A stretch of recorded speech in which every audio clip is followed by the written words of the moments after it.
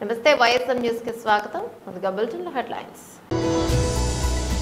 Party కేంద్ర కార్యాలయంలో వైఎస్ఆర్సీపీ రాష్ట్ర లీగల్ సెల్ అధ్యక్షుడు శ్రీ ఎం మనోహర్ రెడ్డి మాట్లాడారు. తెలంగాణ భవన్లో బీఆర్ఎస్ నాయకుల ప్రెస్ మీట్.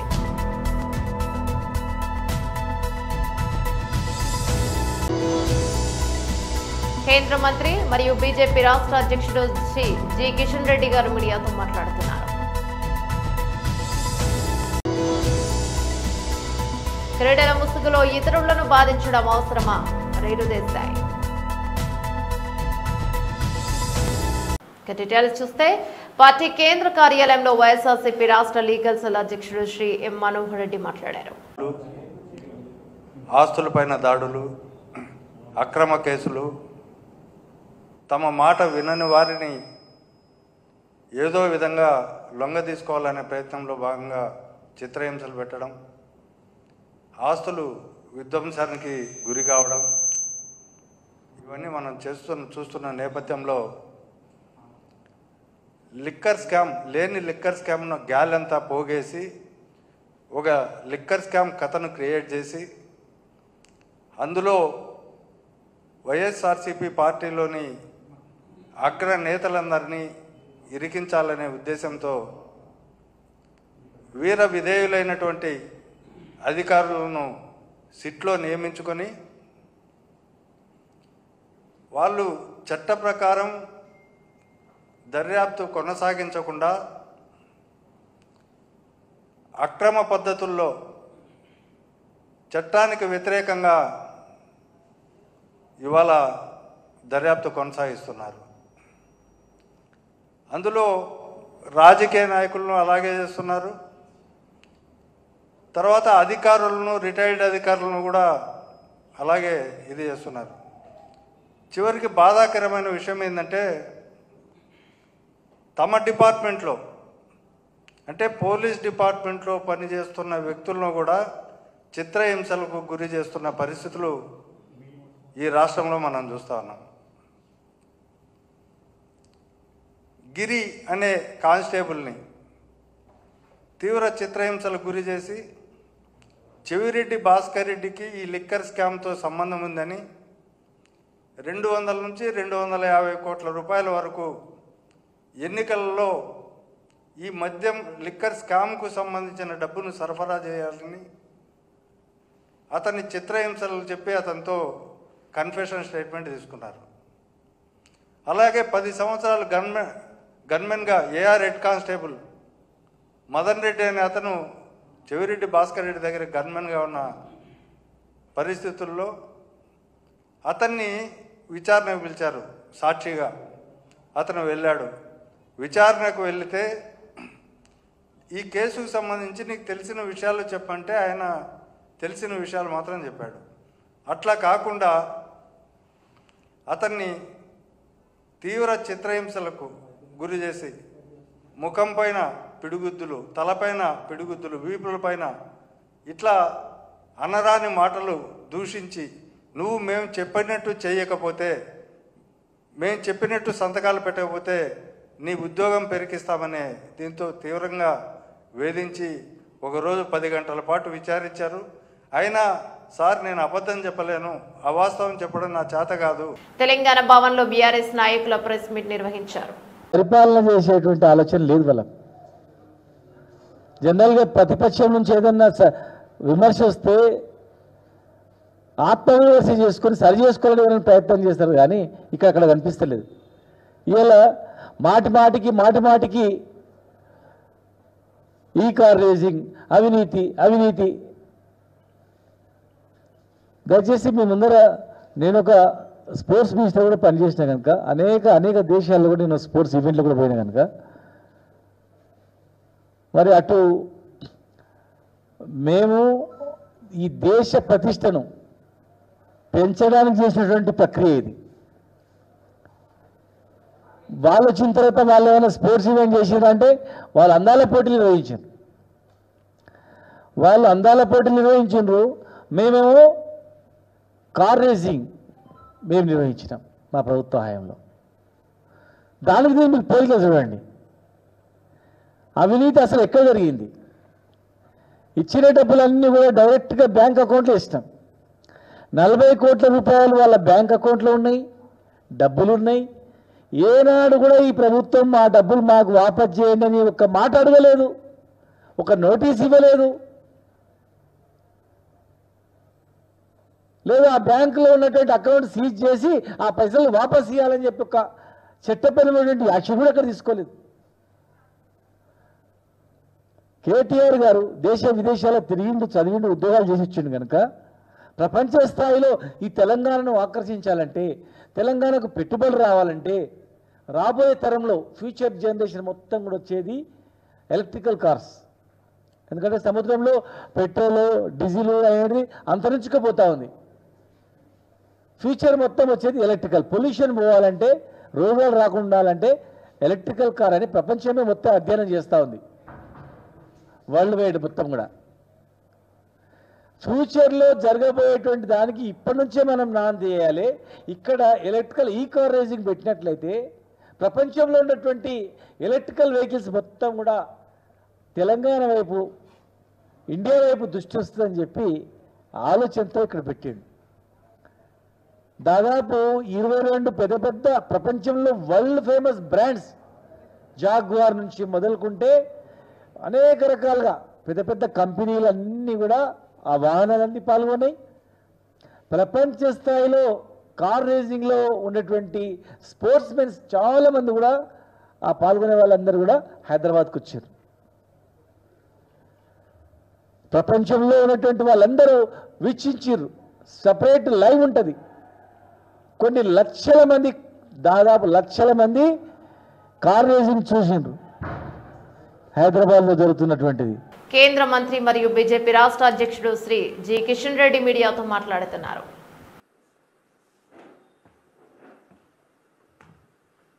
మార్చి 1 నాటికి 2027 ఈ యొక్క జనగణన పూర్తవుతుంది. మార్చి 1వ తేదీ రెఫరెన్స్ తేదీగా ఈ యొక్క జనగణనకు నిర్ణయించడం జరిగింది. మార్చి 2027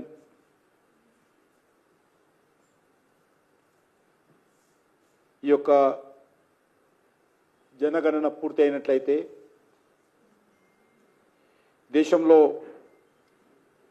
అనేక రకాల సంక్షేమ కార్యక్రమాలు, అభివృద్ధి కార్యక్రమాలు, అందులో తీసుకోవాల్సినటువంటి ప్రాధాన్యతకు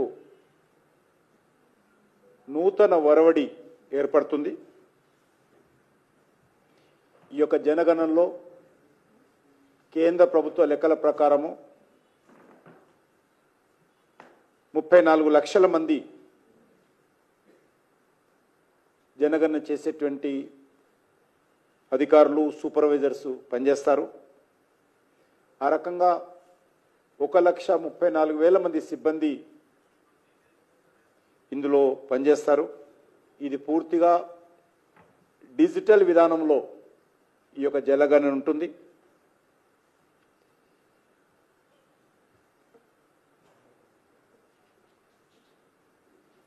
ప్రత్యేకంగా ఏ వ్యక్తి సమాచారం కూడా, వివరాలు కూడా భద్రంగా ఉండే విధంగా ఈ యొక్క యాప్ను రూపొందిస్తున్నారు. ఇది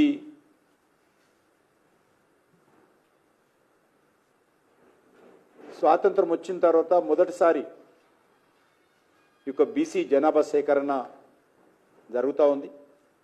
గతంలో బ్రిటిష్ వాళ్ళు ఉన్నప్పుడు ఈ యొక్క సేకరణ జరిగింది 100 సంవత్సరాల క్రితము. మళ్ళీ ఇప్పుడు ఇన్ని సంవత్సరాల తర్వాత జరుగుతూ ఉంది.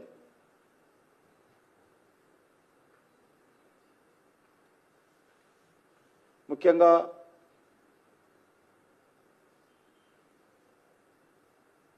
కేంద్ర ప్రభుత్వము ఈ యొక్క 11 సంవత్సరాలుగా నటి దర్శకురాలు రేణు దేశాయ్ సోషల్ మీడియాలో తరచూ తన అభిప్రాయాలను వ్యక్తిగత విషయాలను పంచుకుంటూ అభిమానులకు దగ్గరగా ఉంటారు. తాజాగా ఆమె తన ఇన్స్టాగ్రామ్ స్టోరీలో చేసిన ఒక పోస్ట్ నెటిజన్ల దృష్టిని ఆకర్షిస్తోంది. క్రీడల ముసుగులో ఇతరుల్ని బాధ పెట్టడం అవసరమని మానవులు ఎందుకు భావిస్తారు అనే తాత్వికమైన ప్రశ్నను ఆమె లేవనెత్తారు. జంతు ప్రేమికురాలుగా పేరొందిన రేణు దేశాయ్ తరచూ మూగజీవాలకు సంబంధించిన విషయాలపై స్పందిస్తుంటారు. వాటి సంరక్షణ హక్కుల గురించి ఆమె చేసే పోస్టులు వైరల్ అవుతుంటాయి. ప్రస్తుత పోస్ట్ కూడా ఆ కోవకు చెందిందే పలువురు భావిస్తున్నారు. క్రీడలు లేదా వినోదం పేరుతో జంతువులను హింసించడం లేదా మరే ఇతర రూపంలోనైనా ఇతరులను ఇబ్బంది పెట్టడాన్ని ఉద్దేశించి ఆమె వ్యాఖ్యలు చేసి ఉండవచ్చని నెటిజన్లు చర్చించుకుంటున్నారు. పలు సినిమాల్లో నటించిన రేణు దేశాయ్ నటుడు పవన్ కళ్యాణ్ వివాహం చేసుకున్న తర్వాత నటనకు దూరంగా ఉన్నారు. వీరికి అఖిరానందన్, ఆద్య అనే ఇద్దరు పిల్లలున్నారు. పవన్ కళ్యాణ్ తో విడిపోయిన అనంతరం పిల్లల బాధ్యతలను చూసుకుంటూ వస్తున్నారు. చాలా కాలం తర్వాత రవితేజ నటించిన టైగర్ నాగేశ్వరరావు చిత్రంలో హేమలత లవణం అనే కీలక పాత్రలు నటించి ఆమె నటనకు మంచి ప్రశంసలు అందుకున్నారు. సామాజిక మాధ్యమాల్లో చురుగ్గా ఉండే రేణు దేశాయ్ తన తాజా పోస్ట్ ద్వారా మరోసారి ఆలోచనలు రేకెత్తించే ప్రయత్నం చేస్తారు. ఈ వ్యాఖ్యలపై నెటిజన్ల నుంచి భిన్నమైన స్పందనలు వస్తున్నాయి. నేడు కామారెడ్డి జిల్లా కేంద్రంలో ప్రభుత్వ డిగ్రీ కళాశాలల్లో టీజీవీపీ శాఖ ఆధ్వర్యంలో ప్రెస్ మీట్. కామారెడ్డి జిల్లా కేంద్రంలో ఉన్నటువంటి ప్రైవేట్ పాఠశాలల్లో ఫీజుల దోపిడీతో పాటు యూనిఫామ్, షూస్, టైప్, బెల్ట్ అంటూ విచ్చలవిడిగా అధిక ధరలకు విక్రయిస్తూ దోపిడీ చేస్తున్నారు. టీజీవీపీ తెలంగాణ విద్యార్థి పరిషత్ జిల్లా అధ్యక్షులు అల్లూరి ముదిరాజ్ మాట్లాడుతూ విద్యా హక్కు చట్ట ప్రకారం నిబంధనలకు అనుకూలంగా తక్కువ ధరలకు అమ్మాల్సిన పుస్తకాలని ధనార్జని ధైర్యంగా అధిక ధరలకు విక్రయిస్తూ బడుగు బలహీన వర్గాల విద్యార్థుల తల్లిదండ్రులను దోపిడీ చేస్తున్నారు.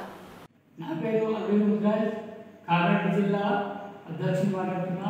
ఈరోజు ప్రభుత్వ పాఠశాలల్లో ఎక్కడ చూసినా మొత్తం అవకతవకలు జరుగుతున్నాయి కాబట్టి ఎంఈఓ కావచ్చు, డిఓ కావచ్చు తక్షణమే పాఠశాల పైన చర్యలు తీసుకోవాలని మా టీజీ తరఫున కోరుతున్నాను. లేని ఏడల మా టీజీపీ ఆధ్వర్యంలో ధర్నాలు రాష్ట్రాలలో చేస్తామని కోరుతున్నాము. అదేవిధంగా ప్రైవేట్ స్కూళ్ళలో బుక్స్ అమ్మడం వల్ల తల్లిదండ్రులకు చాలా ఇబ్బందులకు గురయ్యి చనిపోవడం జరుగుతుంది. కాబట్టి తక్షణమే డిఓ గారు అండ్ ఎంఈఓ సార్ తక్షణమే చర్యలు తీసుకుని లేని యాక్షన్లో మేము ఖచ్చితంగా ధర్నాలు రాష్ట్రాలకు చేస్తామని డిమాండ్ చేస్తున్నాము. అదేవిధంగా ఇప్పుడు ప్రభుత్వం ఇచ్చిన ప్రకారం కాకుండా ఫీజులు వసూలు కాకుండా ఇష్టరాజ్యంగా ఫీజులు వసూలు చేస్తుంది. కాబట్టి వాళ్ళపైన వెంటనే డిఓ గారు, ఎంఈఓ గారు వెంటనే స్పందించి రెస్పాండ్ కాండి. లేని ఎడలా ఖచ్చితంగా ధర్నాలు రాష్ట్రాలకు చేస్తామని విజ్ఞప్తి చేస్తున్నాము. అదేవిధంగా ప్రభుత్వం అయితే ఏదైతే చెప్తుందో దానికి యూనిఫామ్ కావచ్చు, స్కూళ్ళలో యూనిఫామ్స్ అండ్ బుక్స్ అండ్ అన్ని మొత్తం స్కూల్లో అమ్ముతున్నారు. దీనిపైన ఎంఈఓ గారు, డిఓ గారు తక్షణ చర్యలు తీసుకోవాలని కోరుతున్నాను. లేని టీజీపీ ఆర్గనైజేషన్ నుంచి ఖచ్చితంగా మేము ధర్నాలు రాష్ట్రాలు చేస్తామని కోరుతున్నాము. ఇంకో విషయం ఏంటంటే ఈరోజు ప్రభుత్వ గవర్నమెంట్ స్కూళ్ళలో కార్పొరేషన్లో కనీసం ఒక రూమ్లో 30 మంది ఉండాలి. కానీ అట్లా లేదు ఈ సంవత్సరం తెలంగాణ ప్రభుత్వంలో. కాబట్టి 100 స్కూల్ ఒక రూమ్లో 100-200 మంది ఉంటుంది. కాబట్టి దీన్ని ఎంఈఓ గారు ఖచ్చితంగా ప్రతి ఒక్క స్కూల్కి వెళ్ళి చూడండి. పిల్లల్ని ఎక్కడ ప్రతి ఒక్క ప్రైవేట్ స్కూళ్ళలో చూడండి 200 మంది స్కూల్లో కూర్చోబెట్టి ఈరోజు చదివిస్తారు చదువు. అదేవిధంగా కనీసం ఒక 150 మంది ఉన్నారు మినిమం. అది కాకుండా దాన్ని మించి 200 మందిగా పైగా చదివిస్తారు. మేడం అండ్ స్కూల్ యాజమాన్యం ఎంఈఓ గారు, డిఓ గారు వెంటనే చర్య తీసుకోవాలి. అదేవిధంగా ఈరోజు పిల్లలకు ఫీజులు మాత్రం ముక్కు పిండిగా వసూలు చేస్తారు. తల్లిదండ్రులు కష్టము ఏడ్చుకుంటా వాళ్ళకు కట్టలేని పరిస్థితి ఈరోజు ఉంది. కాబట్టి తక్షణమే ఎంఈఓ సార్ అండ్ డిఓ గారు తక్షణమే మీరు చర్య తీసుకోవాలని కోరుతున్నాం. లేని మేము ఖచ్చితంగా చెప్తున్నాము. మా టీజీపీ ఆర్గనైజేషన్ నుంచి ఖచ్చితంగా మేము ధర్నాలు రాష్ట్రాలు చేస్తాము. అదేవిధంగా మేము ఒకటే కోరుతున్నాం మా టీజీపీ ఆర్గనైజేషన్ నుంచి. ఏనుగుల కొండ వద్ద నిర్వహించిన యోగాంధ్ర కార్యక్రమంలో పాల్గొని యోగాసనాలు చేసిన రాష్ట్ర మహిళా శిశు సంక్షేమ మరియు గిరిజన సంక్షేమ శాఖ మార్చిలు శ్రీమతి గుమ్మిడి సంధ్యారాణి జిల్లా అధికారులతో కలిసి గాల్లోకి బెలూన్లను వదిలి యోగాంధ్రకు పిలుపునిచ్చిన మంత్రి 21వ తేదీన విశాఖలో జరిగే అంతర్జాతీయ యోగా దినోత్సవంలో స్వచ్ఛందంగా పాల్గొనాలని పిలుపు. భారత ప్రధాని ముందు 108 సూర్య నమస్కారాలతో ప్రదర్శన ఇచ్చేది మన విద్యార్థులేనని మంత్రి స్పష్టీకరణ. యోగా క్రీడలు అలవాటు చేసుకోవాలని విద్యార్థులకు సూచించిన మంత్రి ప్రపంచవ్యాప్తంగా యోగాను ప్రమోట్ చేయడమే యోగాంధ్ర లక్ష్యం. కార్యక్రమంలో పెద్ద ఎత్తున భాగస్వామ్యమైన అధికారులకు విద్యార్థులు యోగా శిక్షకులు.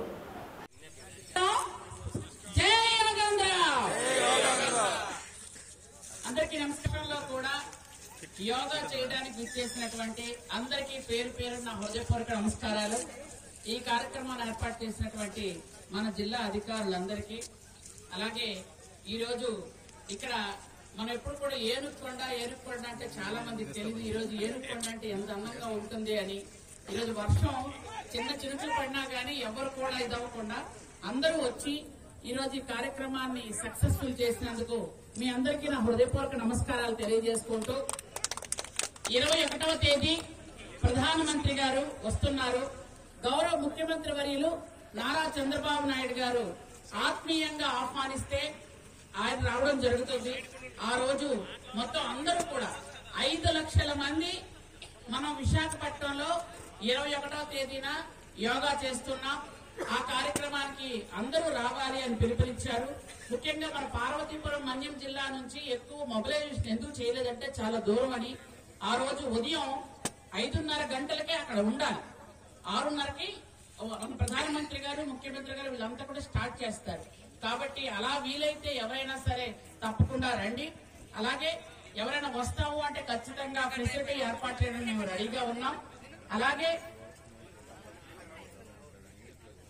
ఎందుకంటే ఇప్పుడు కూడా మన 5,000 మంది గిరిజన పిల్లలు రేపు ప్రధానమంత్రి గారి ముందు మొదటి సీట్లో కూర్చొని మన పిల్లలే అక్కడ 25,000 మంది పిల్లలు యోగా పూర్తిగా నేర్చుకుని 108 సూర్య నమస్కారాలు ఒకేసారి ఎట్ ఏ టైం చేసినటువంటి ప్రతిభావంతులైన పిల్లలు ఉన్నారు మనకి. కాబట్టి వాళ్ళు రేపు ప్రధానమంత్రి గారితో పాటు మేమందరం కూర్చుంటే ఫస్ట్ ప్లేస్ వాళ్ళదే కూర్చుంటున్నారు. కాబట్టి అందరికీ ఒకటే విషయం చెప్తున్నాము, యోగా అనేది మన మానసిక ఒత్తిడి తగ్గించడానికి. ఎన్నో పనుల మీద మనం చాలా ఇబ్బందుల్లో ఉంటాం. కాబట్టి ప్రశాంతత కలిగించి ఈ మధ్య కాలంలో ప్రతి ఇంట్లో కూడా ఎవరికైనా బండి ఉందో లేదో తెలియదు కానీ, సైకిల్ ఉందో లేదో తెలియదు కానీ బీపీ షుగర్లు మాత్రం ఖచ్చితంగా ఉంటున్నాయి. కాబట్టి ఆ బీపీ షుగర్లు తగ్గించుకోవడానికి, అందరూ ప్రశాంతమైన జీవనం గడపడానికి యోగా చాలా ఉపయోగపడుతుంది. ఈ టైంలో పరుగుల జీవితాల్లో ప్రశాంత కల్పించడానికి కోసమే ఈ యోగాను మనం అందరం అలవాటు చేసుకొని, మీరు ఇక్కడ ఎలా చేస్తున్నారో ఇంటికి వెళ్లి ముఖ్యంగా పిల్లలకు అలవాటు చేయండి. యోగా నేర్చుకోవడం, ఆటలాడడం ఇలాంటి నేర్చుకుంటే చాలా సంతోషం. ఎందుకంటే ఎక్కువ వర్షం పడుతుంది కాబట్టి వెనక్కి ఉన్న ఆడవాళ్ళు తిప్పుకుంటూ ఉంటారు. వర్షం పడిపోతుంటే ఇవిడ ఎక్కువసేపు మాట్లాడుతుందని ఎక్కువసేపు మాట్లాడను. అందరూ కూడా నేర్చుకోవడంలో తప్పేమీ లేదు. యోగా చేస్తూ ఉంటే మనకి మానసిక ప్రశాంతత, ఆరోగ్యం కూడా బాగుంటుందని మరొకసారి మీ అందరికీ తెలియజేసుకుంటూ, ఈ రోజు విశాఖపట్నంలో మనం ఇంత 5 లక్షల మందితో ఇబ్బందులున్నా మనం ఎందుకు చేస్తున్నాము అని అంటే ప్రపంచ వ్యాప్తంగా కూడా యోగాను ప్రమోట్ చేయాలని ఉద్దేశంతో చేస్తున్నాం. కాబట్టి గౌరవ ముఖ్యమంత్రి గారు చేస్తున్నటువంటి ఈ కార్యక్రమాన్ని మనం అందరం జయప్రదం చేయాల్సిన అవసరం ఉందని తెలియజేసుకుంటూ, జై యోగాంధ్ర, జై యోగాంధ్ర. Thank you. అహ్మదాబాద్ లో జరిగిన ఘోర విమాన ప్రమాదం దేశవ్యాప్తంగా తీవ్ర విషాదాన్ని నింపింది. ఈ ఘటన నేపథ్యంలో విమానయాన సంస్థలపై, ముఖ్యంగా ఎయిర్ ఇండియాపై సోషల్ మీడియాలో విమర్శలు వెల్లువెత్తాయి.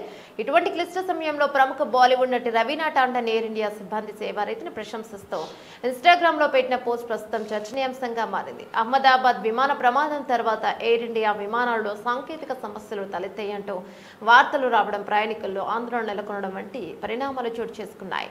ఈ క్రమంలో ఇటీవల ఎయిర్ ఇండియా విమానంలో ప్రయాణించిన రవీనా టాండన్ సంస్థ సిబ్బంది కనబరిచిన వృత్తి నైపుణ్యం, ధైర్యం చూసి ముగ్ధురాలయ్యారు. ప్రమాదంతో తీవ్ర దుఃఖంలో ఉన్నప్పటికీ సిబ్బంది తమ బాధను దిగమింగుకొని ప్రయాణికులను చిరునవ్వుతో పలకరిస్తూ సేవలు అందించడం తమను ఎంతగానో ఆకట్టుకుంటుందని ఆమె తెలిపారు. ఈ అనుభవాన్ని వివరిస్తూ రవీనా టాండన్ తన ఇన్స్టాగ్రామ్ ఖాతాలో ఒక పోస్ట్ పెట్టారు. కొన్ని ఆరంభాలు అన్ని అడ్డంకులను తట్టుకుని నిలబడాలి. అహ్మదాబాద్ ఘటనతో ఎయిర్ ఇండియా సిబ్బంది తీవ్ర వేదనలో ఉన్నప్పటికీ నూతన సంకల్పంతో ప్రయాణికులకు చిరునవ్వుతో స్వాగతం పలుకుతున్నారు. సిబ్బందికి ప్రయాణికులకు మధ్య ఏదో తెలియని సంబంధం ఏర్పడినట్లు అనిపిస్తోంది. ఈ విషాదంలో ఆప్తులను కోల్పోయిన కుటుంబాలకు నా ప్రగాఢ సంతాపం. ఇదెప్పటికీ మానని గాయం. ఎయిర్ ఇండియా ఎల్లప్పుడూ ఇలాంటి పరిస్థితులను అధిగమించి మరింత బలంగా నిలబడాలన్నదే వారి దృఢ సంకల్పమని ఆమె తన పోస్టులో పేర్కొన్నారు. దీనితో పాటు విమానంలో కిటికీ పక్కన కూర్చున్న తన ఫోటోలను కూడా ఆమె షేర్ చేశారు. బులెటిన్ ముగించే ముందు హెడ్లైన్స్ మరోసారి.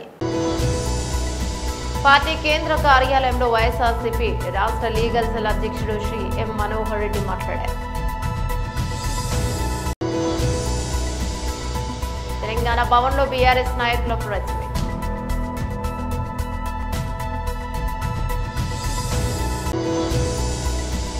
కేంద్ర మంత్రి మరియు బీజేపీ రాష్ట్ర అధ్యక్షుడు శ్రీ జి కిషన్ రెడ్డి గారు మీడియాతో మాట్లాడుతున్నారు. క్రీడల ముసుగులో ఇతరులను బాధించడం అవసరమా? రేణు దేశాయ్. ఇవి బులెటిన్ డీటెయిల్స్. మరో బులెటిన్లో మళ్ళీ కలుసుకుందాం. అంతవరకు సెలవు. నమస్తే.